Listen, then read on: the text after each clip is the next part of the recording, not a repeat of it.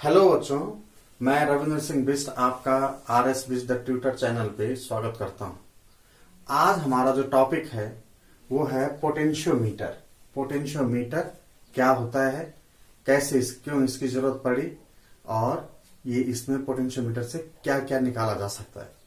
तो हमारा जो आज का टॉपिक है पोटेंशियोमीटर, और इसी पोटेंशियोमीटर में पहली चीज है रिक्वायरमेंट्स कि पोटेंशियोमीटर क्या काम करता है, उसके लिए क्या क्या चाहिए।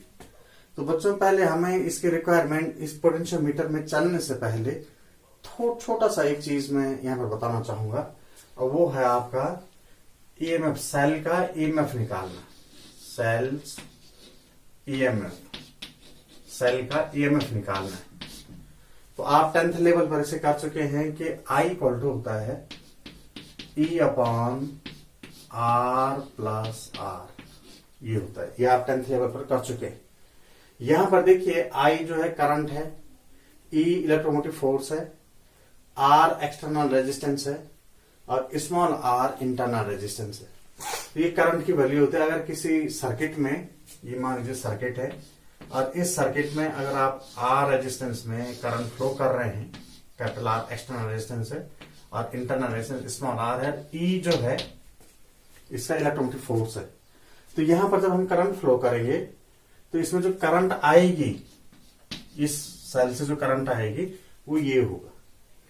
अगर हम जो है इस सेल का इलेक्ट्रोमोटिव फोर्स निकालना चाहते हैं तो जनरली हम जो है वोल्ट होता है इलेक्ट्रोमोटिव फोर्स का, जो जूल पर कूलम होता है जिसे हम वोल्ट बोलते हैं, वो वोल्ट अगर हम निकालना चाह रहे हैं इस EMF को मेजर करने के लिए, हम मान लीजिए कि किसी वोल्टेज का किसी पोटेंशियोमीटर, किसी वोल्टमीटर से, पोटेंशियोमीटर नहीं, किसी वोल्टमीटर से अगर हम इस सेल का EMF निकालना चाहते हैं तो वोल्टमीटर से निकालने के लिए आपको इसके अक्रॉस V लगाना पड़ेगा, क्योंकि जो वोल्टेज है, जो वोल्टमीटर है, वो पोटेंशियल डिफरेंस को निकालता है। तो पोटेंशियल डिफरेंस निकालता है, तो अगर हम इस सेल का EMF निकालने के लिए वोल्टेज का इस्तेमाल करते हैं, वोल्टमीटर का इस्तेमाल करते हैं, तो वोल्टमीटर का इस्तेमाल करने के लिए क्या देगा, V इक्वल टू IR। ये वोल्टमीटर नापेगा, वोल्टेज नापेगा, ये जो है इसका EMF नहीं नापेगा। तो EMF और वोल्टमीटर में आपको पता है कि वोल्टमीटर पोटेंशियल डिफरेंस नापता है। तो ये आप थियोरेटिकली जानते भी हैं कि E इक्वल टू होता है W/Q और V भी होता है W/Q। तो यहां मैं पहले बता चुका हूं कि ये जो W है वो सेल का पूरा एक्सटर्नल सर्किट और इंटरनल सर्किट के बीच जो वर्क किया जाता है वो ये W होता है। जबकि एक्सटर्नल सर्किट में जो वर्क किया जाता है सेल के द्वारा वो वाला V होता है, V इक्वल टू W/Q। ये वाला W कम है और ये वाला W ज्यादा है। तो वैसे आप देख सकते हैं कि E जो है V से बड़ा है, लेकिन फिर भी अगर हम इस EMF निकालना चाह रहे हैं वोल्टमीटर की सहायता से, अगर हम EMF गेन करना चाहते हैं तो वोल्टमीटर पोटेंशियल डिफरेंस को नापता है। तो पोटेंशियल डिफरेंस को नापने के लिए ये है formula V equal to IR, और अगर आप I की वैल्यू रख दें यहाँ पे तो E upon R plus R into capital R, ये पोटेंशियल डिफरेंस नापता है। तो इस पोटेंशियल डिफरेंस में अगर पहला केस ये हो जाए कि मान लीजिए E की जगह 2 वोल्ट है, आपके बुक के हिसाब से चल रहा हूं मैं, E की जगह 2 वोल्ट है और यहां पर R, कैपिटल R मान लीजिए पहले 100 ओम है, 100 ओम R हो गया, और जो स्मॉल r है 2 ओम ले लिया मैंने। तो यहाँ पे R भी पता है, स्मॉल r भी पता है, R भी पता है, तो 100 ओम और ये 2 ओम हो गया।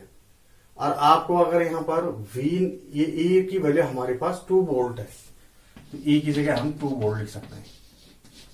तो मैं ये निकालना चाह रहा हूं इसमें कि V इस E के टर्म में कितना क्लोज जाता है। E 2 वोल्ट है, 2 वोल्ट से नापना है, और V देखते हैं कि ये नापेगा, V पोटेंशियल डिफरेंस नापेगा ये वोल्टमीटर। तो V कितना काम करेगा, देखिए V इक्वल टू E हो गया 2 अपॉन कैपिटल R, ये हो गया 100 प्लस स्मॉल r, ये हो गया स्मॉल 2 ओम, और इंटू कैपिटल R, ये हो गया 100। तो ये हो गया बच्चों 200 अपॉन 102।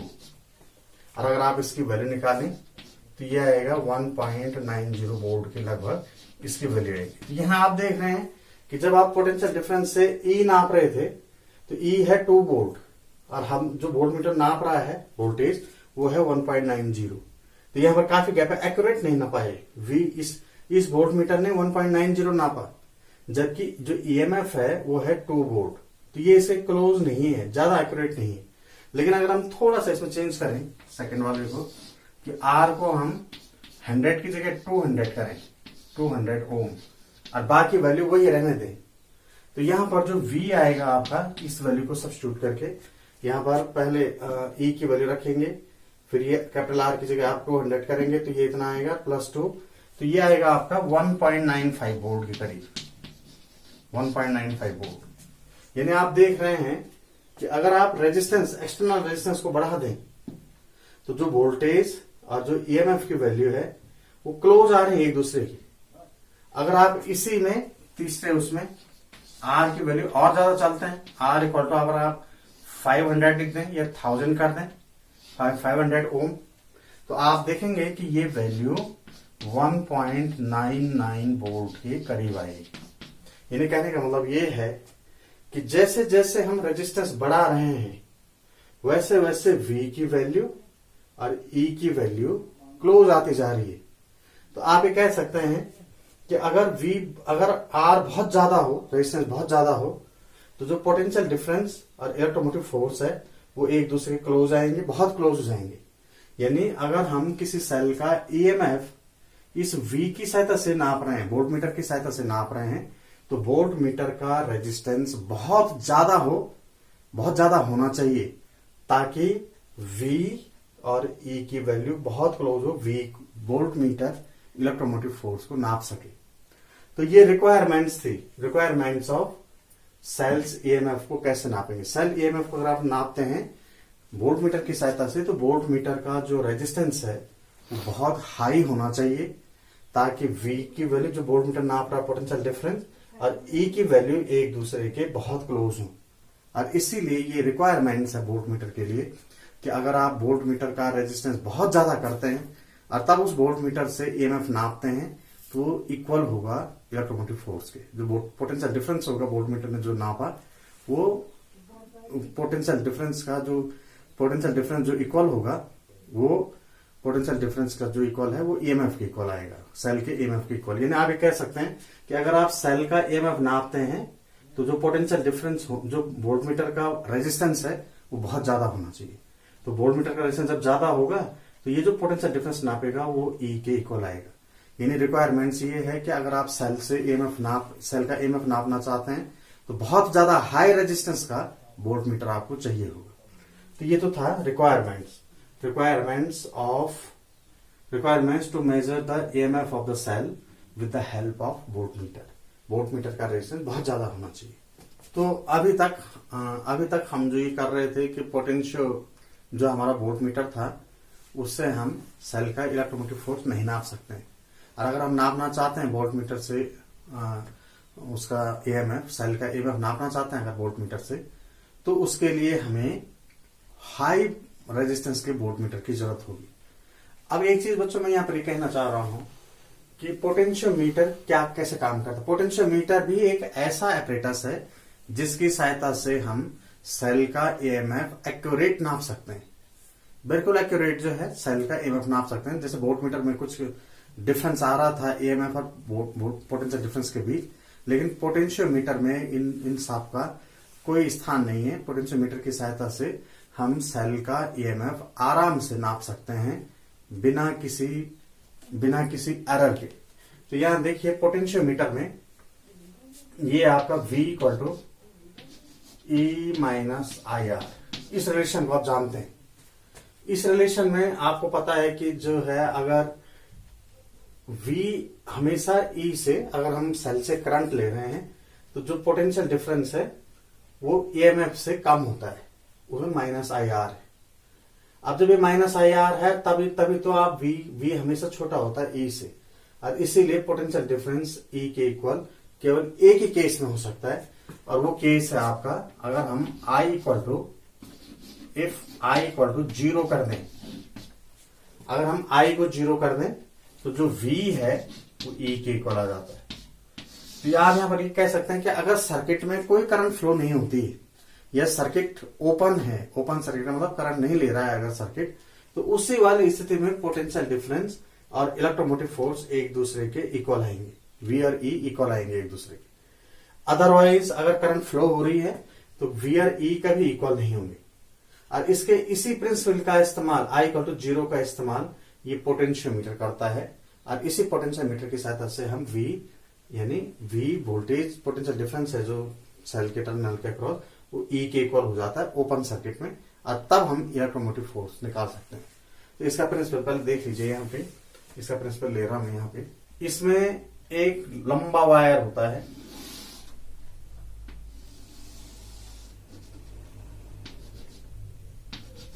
ये AB, और यहां बैटरी जुड़ी हुई होती है इसकी, सेल हो गया,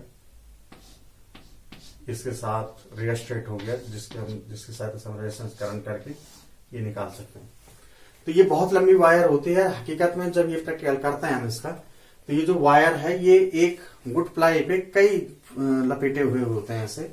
तो इसको हम जो है, मैं इसे सिंगल वायर में दिखा रहा हूँ AB को, इससे एक सेल इससे एक बैटरी लगी हुई है, एक्यूमुलेटर लगा हुआ है, इसकी सहायता से हम करंट फ्लो कर रहे हैं इसमें AB में।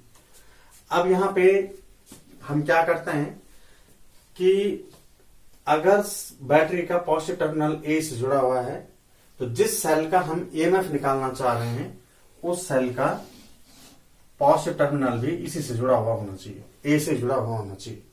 और यहीं पर हम गैल्वेनोमीटर और जॉकी का इस्तेमाल करते हुए इसे यहां टच करते हैं।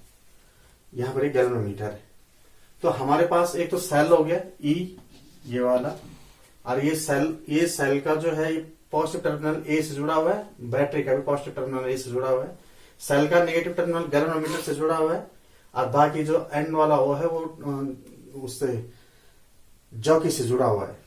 अब यहां देखिए कि हम जो है पहले, जैसा हमने मीटर ब्रिज में भी देखा था, इसमें भी आप देख रहे हैं, पहले मैं यहां पर इसे एक्सप्लेन कर दूं कि इस गैल्वेनोमीटर से दो करंट फ्लो हो रही है। एक है इस सेल की करंट, ऐसे करके फ्लो हो रहा होगा इस डायरेक्शन में, ये सेल की करंट है, और दूसरा है बैटरी की करंट। बैटरी की करंट ऐसे चल रहा होगा, ऐसे करके आप बैटरी की करंट फिर निकाल सकते हैं। यानी आप ये कह सकते हैं कि सेल की करंट और बैटरी की करंट एक दूसरे के अपोजिट इस गैल्वेनोमीटर में जा रहे हैं। सेल की करंट की डायरेक्शन में दिखा रहा हूं ऐसे करके, ये सेल की करंट की डायरेक्शन है,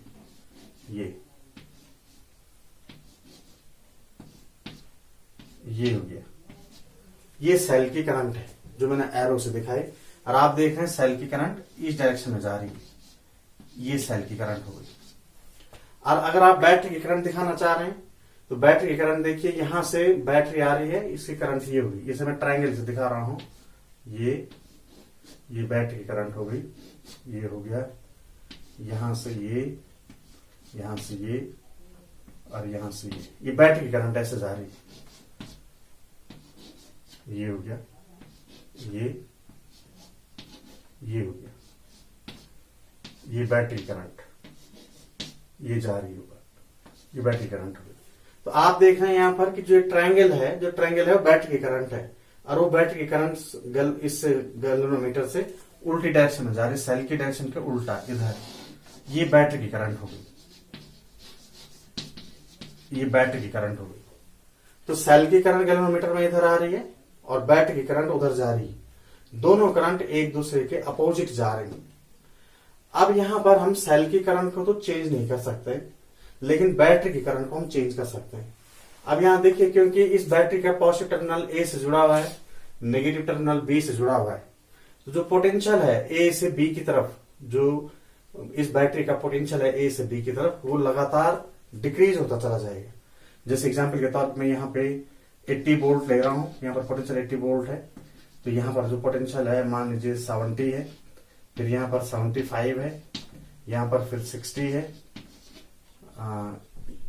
यहाँ पर 75 मान लीजिए, यहाँ 70 मान लीजिए, यहाँ 65, फिर यहाँ आगे 60, फिर 50, और ऐसे चलता चला जाएगा। तो ये पोटेंशियल लिया मैंने, पोटेंशियल क्योंकि पॉजिटिव टर्मिनल है तो इधर से इधर जाने पर दो वायर का है, वायर का इलेक्ट्रिक पोटेंशियल कम होता चला जाएगा। तो यहां पर 80 वोल्ट है, 75 फिर 70 फिर 65। मैं एक एग्जांपल दे रहा हूं कि इस वायर के अक्रॉस जो इलेक्ट्रिक पोटेंशियल है पॉजिटिव टर्मिनल से नेगेटिव टर्मिनल तक, वो पोटेंशियल डिक्रीज होता चला जाएगा। अब अगर आपने इसे पहले यहां लगाया, आपने जॉकी को यहां लगाया, तो यहां देखिए पोटेंशियल डिफरेंस, ये 80 था और ये 70 है, तो पोटेंशियल का डिफरेंस यहां पर 10 वोल्ट का आ गया। 10 वोल्ट का पोटेंशियल डिफरेंस यहां पर आ। और अगर मैं इसी जॉकी को यहां टच कराऊं 50 पर यहां, तो अब वही पोटेंशियल डिफरेंस देखिए 80 से 50, तो 80 से 50 का पोटेंशियल डिफरेंस जो आ रहा है वो 30 आ रहा है। यहां पर का जो पोटेंशियल डिफरेंस है वो 30 वोल्ट आ जाएगा। कहने का मतलब ये है कि अगर आप यहां क्लोज टच कराते हैं तो वहां पोटेंशियल डिफरेंस ज्यादा कम होगा जब आप क्लोज टच कराते हैं, और अगर आप इसको दूर टच कराते हैं तो वहां पोटेंशियल डिफरेंस ज्यादा होगा। और जब वहां पोटेंशियल डिफरेंस ज्यादा होगा तो करंट भी ज्यादा फ्लो होगी, यानी बैटरी की करंट को आप घटा भी सकते हैं और बढ़ा भी सकते हैं। अगर जब आपने यहाँ इसे टच कराया तो पोटेंशियल डिफरेंस 10 वोल्ट का था तो करंट कम होगी, और जब आपने इसी को यहाँ टच कराया तो यहाँ पोटेंशियल डिफरेंस 30 वोल्ट का है, तो यहाँ पोटेंशियल डिफरेंस जब 30 वोल्ट का है तो बैटरी की करंट बढ़ जाएगी। यानी अगर आप नजदीक टच कराते हैं तो पोटेंशियल डिफरेंस जो है कम होकर बैटरी की करंट को कम किया जा सकता है, और अगर आप उसे दूर टच कराते हैं तो पोटेंशियल डिफरेंस ज्यादा होने से बैटरी की करंट बढ़ जाएगी।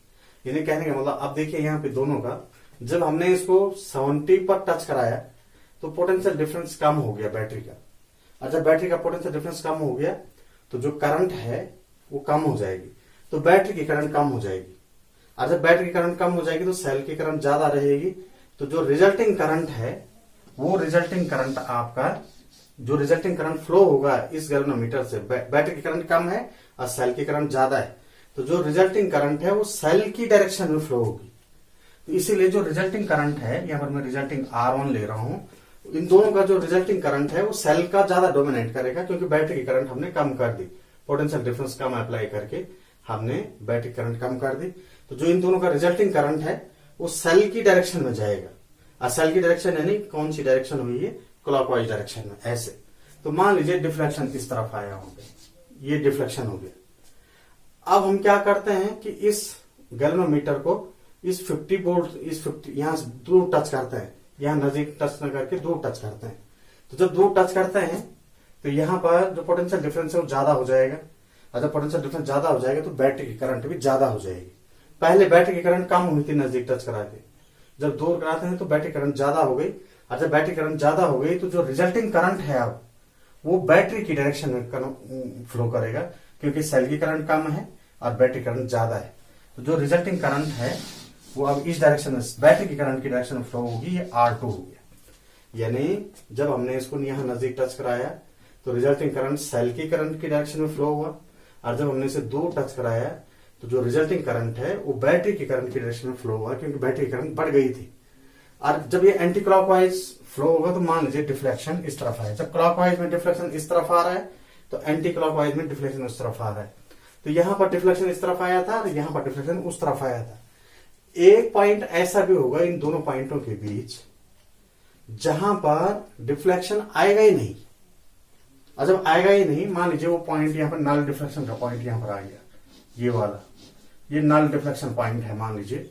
तो नल डिफ्लेक्शन में मान लीजिए यहां पर ये L है, L इसकी लेंथ है, तो L लेंथ पर हमें नल डिफ्लेक्शन आया, और नल डिफ्लेक्शन का मतलब ये हुआ कि यहां पर सेल की करंट और बैटरी की करंट इक्वल हो गई, और वो अपोजिट डायरेक्शन में फ्लो हो रहे थे, तो नेट करंट वहां पर 0 हो गया। जब हमने इसको नजदीक टच कराया था तो सेल की करंट ज्यादा थी, जब हमने इसको दूर टच कराया था तो बैटरी करंट ज्यादा थी, और जब हम इसको ठीक बीच में टच करा रहे हैं यहां कहीं, तो वहां पर न सेल की करंट ज्यादा है न बैटरी की करंट ज्यादा है, सेल की करंट और बैटरी करंट ठीक एक दूसरे के इक्वल हो गई, और इसीलिए यहां पर नल डिफ्लेक्शन आया, करंट 0 हो गई। तो बच्चों हमें यही नल डिफ्लेक्शन चाहिए होता है इसमें। तो नल डिफ्लेक्शन L तक है, तो मान लीजिए कि on unit length potential difference equal to K, unit length का पोटेंशियल डिफरेंस K है, इसके लिए लिया हमने।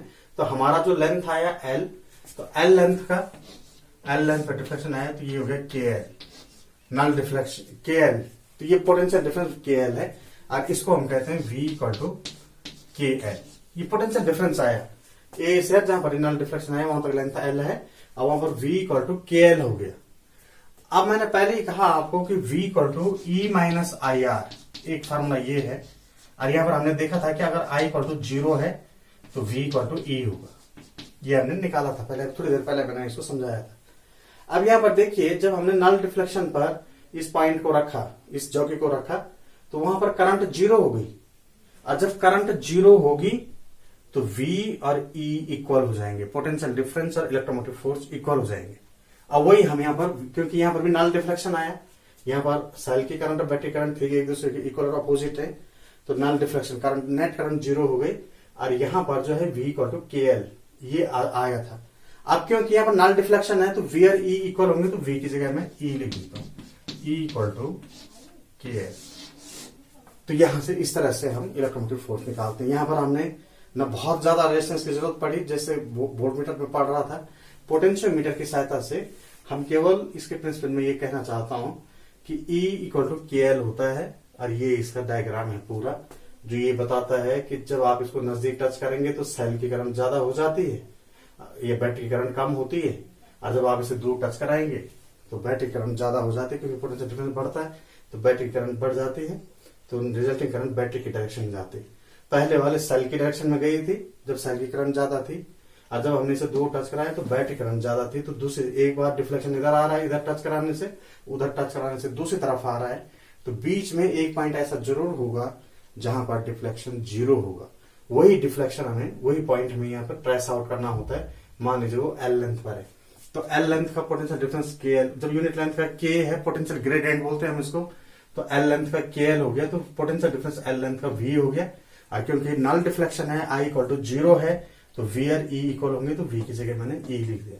तो E equal to K L, इस फार्मूले से हम उस सेल का इलेक्ट्रोमोटिव फोर्स निकाल लेते हैं। तो बच्चों, अगर आपको ये पोटेंशियोमीटर का जो प्रिंसिपल है, अगर आपको ये ठीक लगे तो हमारे चैनल को सब्सक्राइब कीजिए, उसको जो है लाइक भी कीजिए। थैंक यू, जय हिंद।